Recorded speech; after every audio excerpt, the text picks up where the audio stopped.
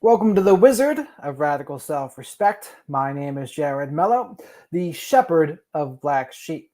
Today I wanted to go over some of the criticisms that I get, and usually I get the same criticisms over and over and over again, and I think it would be helpful for me to address them all to give my opinions on them. And one of the first things I get is narcissism is so rare. Do you know you're making a whole page about something that only 1% of the population has? Now, let me go over this first part.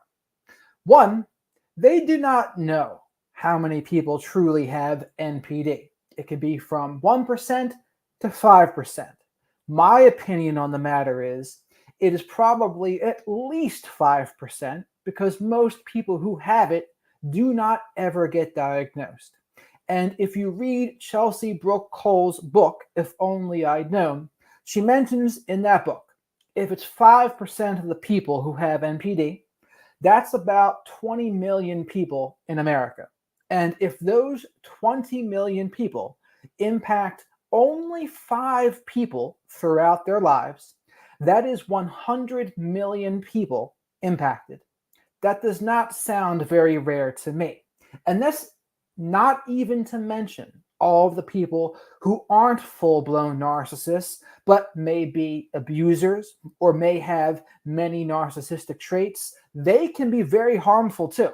And that's not even to mention that. So when people tell me narcissism is so rare, to me, it's disingenuous, and they're trying just to dismiss what I say.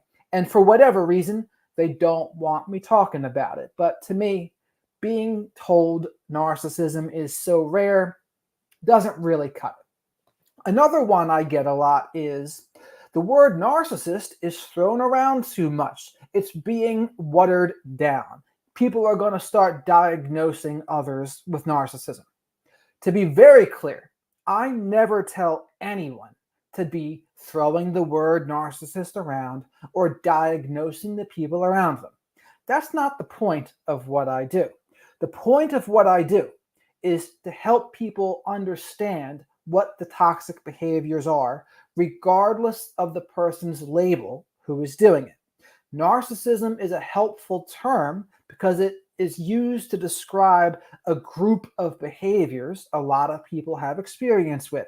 It catches people's attention and it gets eyeballs on this stuff where maybe otherwise it wouldn't. So I feel like when I use the word, it describes a group of behaviors a lot of people have experience with, and it gets them to be aware of what's going on. It helps them with awareness of these kinds of toxic behaviors. I'm not telling anyone to be throwing the word around or diagnosing the people around them. That is not what it's all about. But people really get bothered by seeing the word a lot. Oh no, it doesn't mean anything anymore because people use it. It's like people are going to use words. Just because a word is used doesn't mean it is not still helping people. For me in my own life, if it wasn't for the people using that word, I wouldn't be where I am today. I wouldn't have learned what I was dealing with growing up. I wouldn't have learned what I dealt with in romantic relationships. And I'm super grateful for all of the people that were using that word. And for the people who are truly bothered by that word, I don't really get it. I think depending on who it is, I think some people might get annoyed or jealous that people are talking about it, that get more of a platform and get more followers. There's also a point to be made about, and I made this post the other day, to the degree that people get upset and annoyed at me for making content, it is possible that is the degree to which they are narcissistic themselves. Now, that isn't always going to be true, but I have found it to be true a lot of times. But to the watering down of it, I don't want people to focus too much on the label anyway. Again, it's a useful tool, but at the end of the day, it's not really the end-all be-all. The toxic behaviors are what is truly important. And which leads me to the next point. A lot of people get really caught up on the distinctions between things too. They'll say, you really need to make a distinction between narcissistic traits and NPD, or narcissism and avoidance. And I don't really agree with that, because at the end of the day, if someone is in a relationship with somebody, whether they're an avoidant or have narcissistic traits, or they're a full-blown narcissist, that label doesn't matter. Whether they're any of those three, what matters is, how are they treating you? Are they respecting your boundaries? Are they putting in the footwork to change? Are they willing to do something different? Are they able to have honesty, humility, and accountability? Can they apologize? Can they admit when they were wrong? Those are the kinds of things that matter. And if someone's an avoidant, some people may try to say, well, that person's avoidant. They're not nearly as bad as those narcissists. And I would say, if that avoidant can't admit they were wrong, and they can't apologize, and they can't be honest, or they can't stop cheating, or fill in the blank with whatever it is, it doesn't matter that that person's avoidant now. What the other person has to do doesn't change. They got to do what's best for them. And regardless of the label, if someone's avoidant or just has narcissistic traits, if they're willing to work with somebody and they're willing to do different things, if there's problematic behaviors going on, you can work with that. But if you can't work with that because they're not changing, again, it doesn't matter what their label is. And anyone who really wants to emphasize the distinctions, I would question their motivations for doing so.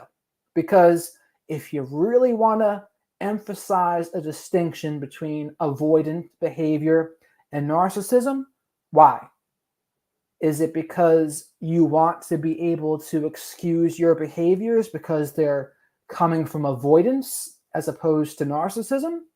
And if so, why is that such an important distinction for you? If you're really going to work on your behaviors, it shouldn't matter what your label is. You're either willing to work on your issues and change, or you're not.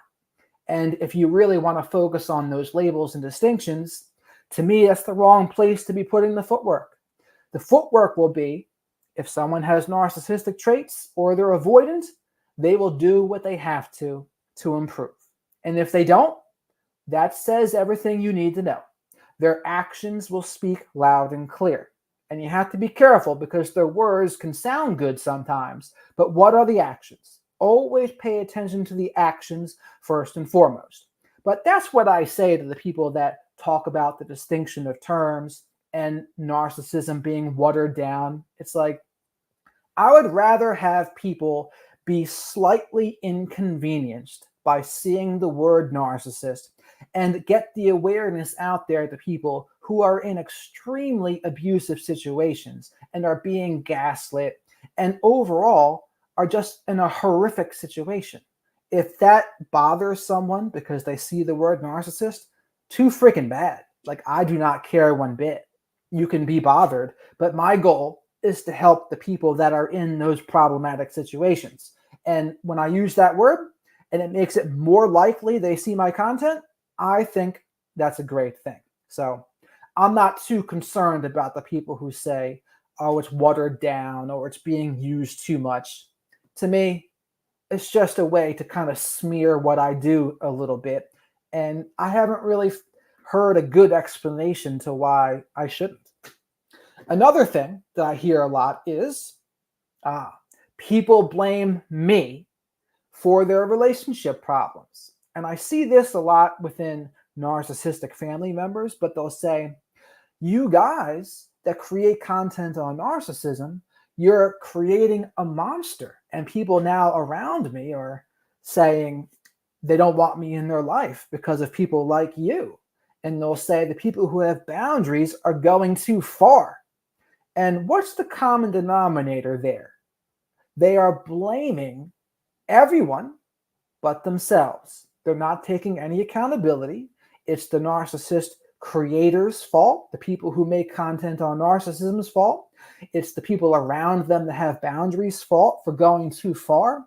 But what they're not doing is looking at their side of the street to see, hey, maybe this person has a point. Maybe I have to learn how to work with them a little bit better. Maybe I have to learn how to respect boundaries. and have some self-awareness. But notice that's not what's going on. What's going on is, oh, it's the creator's fault. They need to stop doing what they're doing. Or it's the person who has a boundaries fault. They're going too far. Where is their accountability with this? Where are they trying to work with somebody? And let's play devil's advocate here too. Say someone's going too far. If someone truly is going too far, then that just means that you need to have a boundary in the situation for yourself. Whenever we get upset by someone else's behavior, that's a cue that we need to have a boundary in that situation, because whether we say something or not, we have boundaries. And if we don't communicate our boundaries, we risk sabotaging our relationships, and those crossed boundaries, they will come out in subtle ways, and we'll be upset, we'll probably be resentful. If we notice ourselves getting these emotional reactions, we should say something. But in these cases, it sure sounds like to me the people around them are calling out their behavior and have a boundary in their life, and then these other people just don't like it. They're like, uh-oh, these people around me are placing boundaries, so I'm going to blame the person who creates content on narcissism, or I'm going to say the person who has boundaries is going too far. But what they don't do is look in the mirror. What they don't do is ask themselves, maybe this person has a point. And again, we might not agree with everyone's boundaries, but here's the thing. Thank you, Daria. But here's the thing. If you truly care about somebody, you're going to try to work with them. You're going to respect their boundaries, even if you don't agree. Granted, sometimes it can be annoying, but in family situations, this can happen a lot. But everyone's got to be willing to work with things a little bit. And if someone has a hard line, you have to respect that too. Chances are, if someone cuts off somebody else, it's because they've been hurt. It's because they've been mistreated and abused. And to me, if that's happened to you, and I do see this happen a lot, and the narcissistic family members say, I don't know what I did. They play dumb and they say, I don't know what happened, but they watched this person talking about narcissism, and the next thing I knew, I was cut off. And it's like, is that really all that happened? If you really take a look at it a little more deeply, they would probably notice they were doing some harmful things. But again, they probably don't have that self-awareness. They don't have that ability to self-reflect, and they get cut off, and they immediately go to someone else's fault, anyone's fault except for mine. And again, when I see that, it's more confirmation that that person probably deserved to be cut off, because if that's their first instinct, to just blame everyone around them except for themselves, what good is that? They're not going to be able to collaborate and reciprocate and have a give and take if that's their go-to. And again, I see this all the time in the comment sections of my videos. They'll say, it's your fault for talking about this. Everyone's being labeled a narcissist now. And the people who have boundaries are going too far. It's like, no. Everyone's allowed to have their own boundaries. That's not the problem. The problem is their inability to look at their side of the street. It's their inability to self-reflect and say, hey, maybe these people around me have a point, and maybe I have to do something different. But if they're a full-blown narcissist, which in these cases it sounds like they might be, they're just not going to do that. They can't admit they have an issue. And if they can't admit they have an issue, they can't even begin the process of change. I talked about this with Dr. Peter Salerno the other day, and he mentioned why narcissists aren't usually helped in therapy. And it's because they can't admit it, and they can't collaborate, and they can't even begin this process. And when I see people blaming others, everyone except for themselves, that's that trait in action. They're not able to take any personal responsibility. And it's unfortunate, but I don't blame the people for cutting them off. But there might be a time where people don't have to go full no contact, Once someone's in a good place and they're practicing radical self-respect, maybe they say to themselves, well, I'm not going to see this person very much, but I'll be limited contact with them. But again, that's that person's choice. If that's what they choose to do, go limited contact, great. But I'm not going to tell somebody, yeah, you should be talking to your mom, dad, brother, sister, etc. That's not how I think people should operate. And I feel the same about forgiveness. People shouldn't be telling others to forgive either. Those situations are very personal situations. It's a personal process, but everyone has to make that decision for themselves, how bad the people around them are. And no one should be making that decision for them. And that's what I see in my comments section sometimes. People saying, these people are all going too far. They shouldn't be no contact with me. It's like, why do you think that? Because it sounds like to me, you're narcissistic and you're just unhappy that you lost control. So you're lashing out and blaming everyone else. But perhaps, and more than likely, the people who cut you off have a point. And if you could ever stop to take a look at it and say, I wonder what that point was. I wonder what behaviors I was doing that it deemed that the person close to me thought they should cut me off. Because people don't normally take that decision lightly. If anything, the people who grew up around narcissists and struggled with people pleasing, lack of assertiveness, etc., they have the opposite problem. They give people too much rope and too much leniency. And that's why I say, when I see people cut people off, I think they probably really tried to make this work. They did everything they possibly could. And then finally, they went to their wits' end and they said, you know what? My mom or dad or whomever it is, they just can't respect my boundaries. They're not going to be able to take personal responsibility. And I have to do what's best for myself to protect my energy. And I can never say that's wrong. I'll always say, if that's what someone chooses to do, that's the right thing to do. If that's what you think you have to do to protect your peace, I'm all for it. And I think a lot of people don't do that because they're afraid. They're afraid to be alone. They're afraid to displease others. There's a gentleman I interviewed a while ago. He has a great term. His name is Adam Holman, and he called it disappointment tolerance. And I think we have to develop a strong disappointment tolerance where if we have to do what's best for us and that disappoints others, that's okay. If doing what's best for us disappoints others, that's okay. And we have to be okay with that. And sometimes people might make a fuss about it, like these people in the comment sections ranting and raving about being cut off. But hey, if they truly mistreated you and were abusing you and disrespecting you, you totally did the right thing to cut those people off. And maybe they'll get the hint. Yeah, maybe. But more than likely, they won't. More than likely, if their instinct is to rant and rave about the consequences of their actions, that's a good sign they're not going to change, which is another good thing to know. If someone is truly making a change, you're not going to see them rant and rave and complain about the consequences of their actions, or play the victim for that matter. To me, those are red flags that they're really just more sorry they got caught. They're really more sorry their image got tarnished. But if they were truly being humble about it, they would be okay and say, you know what? I have these consequences because of my actions. And if people are upset with me because of my actions, I have to accept that.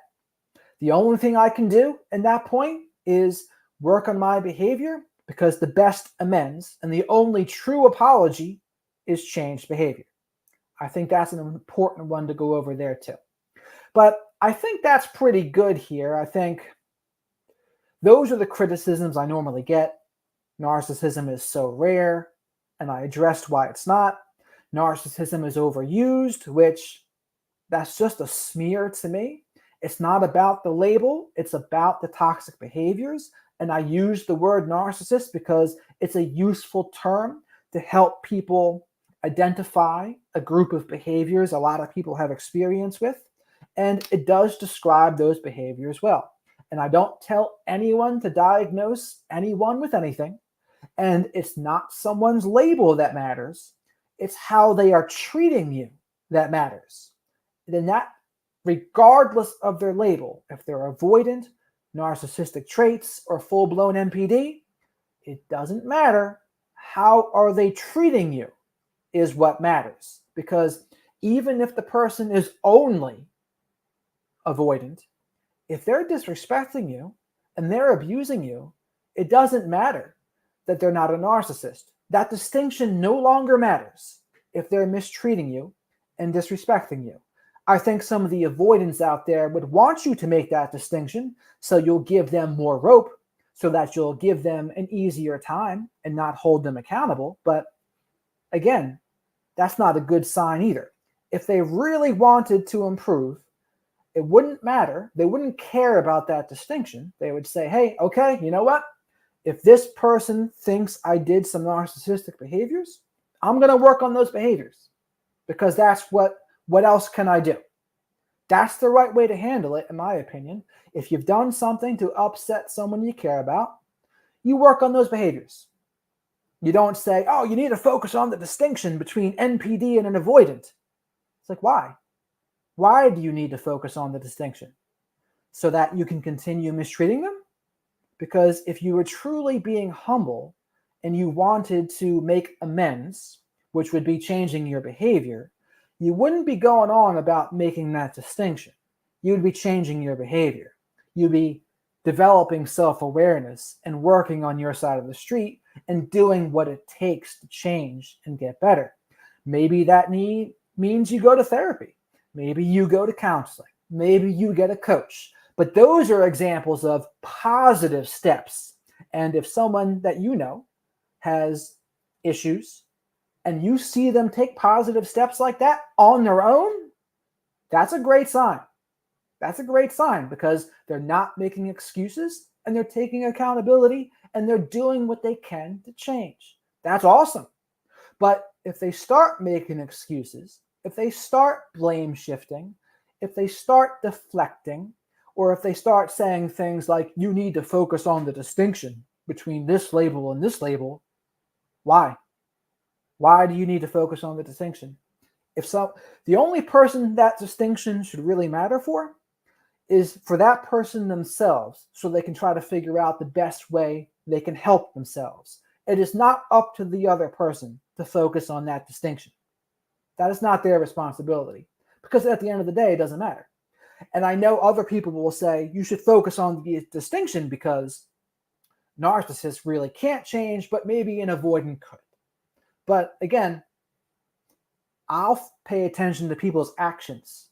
Their actions will tell the story. Yes, is it less likely an NPD person will change versus an avoidant? Yes. But in your individual situation, does it matter? No. You have to pay attention to what the actions are. Doesn't matter what their label is.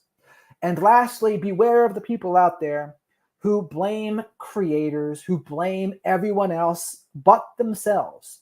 Because all the creators who talk about narcissism do is they make people aware of the issues and problems that are already there. That video I made on Instagram, Dysfunctional Family, Sweet Problems Under the Rug, that's what I basically do on this platform, Instagram, Facebook, and TikTok. I help reveal to people what's under the rug. That's what talking about narcissism and toxic behaviors does. It reveals what's been hidden. It reveals what has been there all along. And the healthy relationships, they can really thrive in this environment. And they can say, you know what? Now I have more awareness. I can check myself if I notice I'm doing some of these behaviors. And the relationship can get stronger. And the relationships that have a strong foundation can do that. But if the relationship is unhealthy because someone's narcissistic or they're unwilling to take personal responsibility and accountability, and they're consistently blame shifting and deflecting, those are the kinds of relationships that When someone learns about toxic behaviors and narcissism, it tears those relationships apart. But what is the antidote? The antidote would be looking at your side of the street and taking accountability. But when people blame too much other people, that's not too good. Like, when you have a good relationship, you can communicate with this person, and it's not going to feel like a battle where you're trying to win the conversation or come out on top. No, you're a team. You can work on it as a team. And I fully acknowledge also some people can try to hijack that term team so that they can overlook disrespect or etc. That's a hijacking of that term. It is not supposed to be used that way. But I see it happen, just like I see people hijack spiritual principles too, in a way that is slick. And I call it spiritual gaslighting. And I'll go over that part in another video. But when you're in a good relationship, you have a strong foundation, and you can be comfortable being honest with one another, and you can have space for each other and their emotions. The unhealthy relationships, they just don't have that. And it becomes a battle. Who's right? Who's wrong? Who's going to come out on top? Whose fault is it? Focusing on whose fault it is another way to deflect. It doesn't matter. If you want to get to a common solution or to come up with a solution to your problem, you work together on that, as opposed to focusing on whose fault is this? It's your fault, their fault. It doesn't matter. Are you working towards a solution or not? And these are things that apply to any relationship, not just relationships with people who are narcissistic or avoidant, etc. It's for anyone. Anyone could be working on these things. But I wanted to go over this because people forget, for one, and I've been hearing a lot of it recently, the narcissism is so rare, narcissism is overused, it's your fault that my family members cut me off. It's like, no. Stop blame shifting, take accountability. Chances are you have to do something different. Narcissism is not rare. Hundreds of millions of people have been impacted by it, and that might even be a low estimate because we don't really know how many people have it. And I would rather overuse the term and help the person who is being severely mistreated and gaslit and abused. And I'd rather help that person than, and if someone gets annoyed that I use the word, so be it. So be it. I'm not telling anyone to diagnose anyone, but my goal is to help that person who's in an awful situation. So the people who get bothered by the overuse of that term, they can get over it. I'm not going to lose any sleep over it. But if you got this far, please remember to subscribe to the channel, like the video if you liked it, comment below your thoughts on anything I talked about in this stream here. What do you think about narcissism being rare? What do you think about narcissism being overused as a term? What do you think about people blaming others and blaming content creators for their relationships failing? We'd love to hear your thoughts because sometimes we get some pretty good discussions in the comments section. With that, thank you very much for watching and have a great rest of your day.